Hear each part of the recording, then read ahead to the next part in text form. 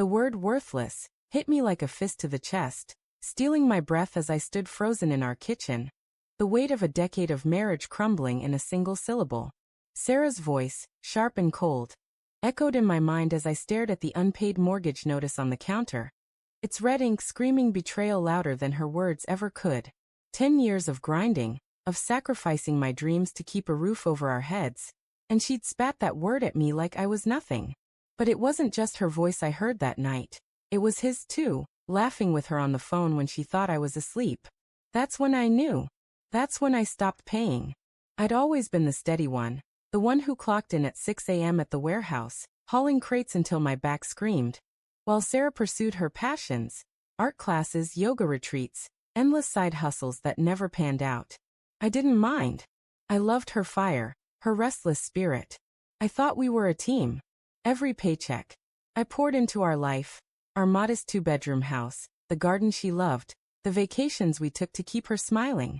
But somewhere along the way, her smiles faded, replaced by sharp sighs and cutting glances. I told myself it was stress, that she was just tired. I didn't see the truth until it was too late. It started with small things. She'd leave her phone face down, a habit she never had before. She'd stay late at her book club, coming home with wine on her breath and excuses that didn't add up. I trusted her though.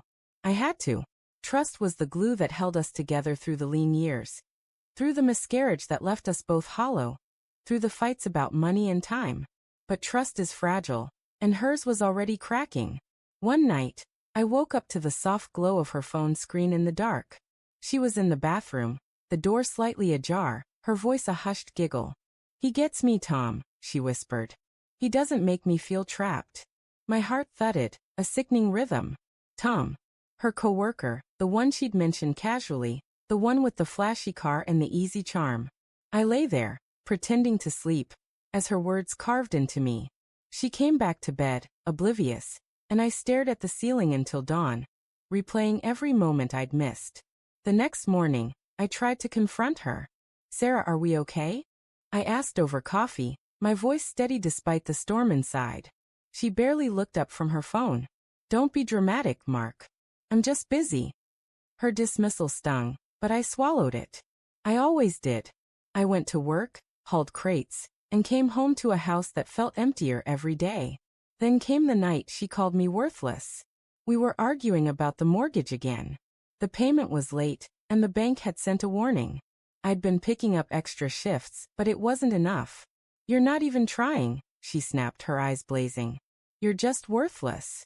The word hung in the air, heavy and final. I waited for her to take it back, to soften, but she just turned away, her phone buzzing with a text that made her lips twitch into a smile. That's when I knew. It wasn't just a fight. It was the end. I didn't confront her right away. I couldn't. The pain was too raw, a mix of rage and grief that choked me. Instead, I dug. I checked her phone when she was in the shower, my hands shaking as I scrolled through texts. Tom's name was everywhere, flirty messages, late-night calls, plans to meet. There were photos, too, her laughing with him at a bar, his arm around her like it belonged there. Each message was a knife, twisting deeper. She'd been living a double life, and I'd been too blind to see it. I stopped paying the mortgage the next day. It wasn't planned, it was instinct. If I was worthless to her, then my money, my sweat, my sacrifice, wasn't hers to claim anymore. I redirected my paycheck to a new account, one she couldn't touch. The bills piled up, and she didn't notice at first. She was too busy with Tom, sneaking out to book club or work events. I let the notices stack on the counter, a silent rebellion against the life I'd built for her. Weeks passed, and the tension grew. Sarah started to notice the late notices, the calls from the bank. "Mark, what's going on?" she demanded one night, waving a letter in my face. I looked at her, really looked at her, and saw a stranger. "I stopped paying," I said, my voice calm but cold. "You called me worthless. I figured you didn't need me anymore." Her face paled, but she didn't deny it. She didn't apologize. She just stared, caught in her own web. The truth unraveled fast after that. I showed her the texts I'd screenshot, the proof of her betrayal. She tried to spin it.